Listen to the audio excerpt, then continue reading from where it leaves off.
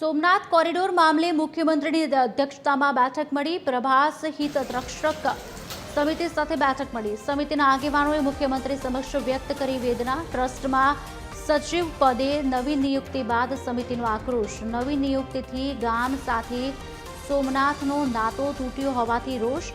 મંદિર કોરિડોર મુદ્દે ગામના લોકોમાં આક્રોશ છે। યોગેન્દ્ર દેસાઈ વિરુદ્ધ પણ વ્યાપક ફરિયાદો ઉઠી છે।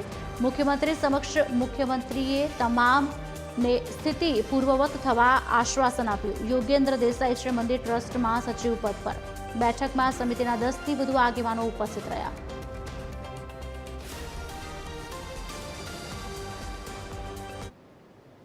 अंतर्गत आज रोज एमणे तीर्थ पुरोहित प्रभास क्षेत्रना समस्त गामजनोना आगेवानोनी मुलाकातनो समय आपेलो।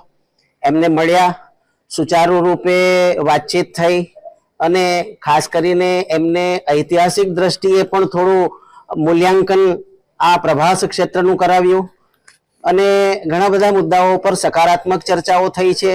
સોમનાથ ટ્રસ્ટ છે એ બીજાને વૈકલ્પિક જગ્યા આપે છે અને દુકાનોની હરાજી કરે છે, તો અમારી તો બાપ દાદાની જમીનો છે, તો અમને વૈકલ્પિક જગ્યા કેમ નહીં?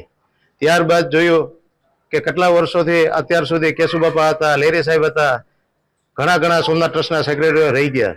ગામની સાથે સુમેળ રાખી અને જે પણ કઈ પ્રશ્ન ઉભા થતા તો અમે એમને લોકોને મળી અને નિકાલ કરતા હતા।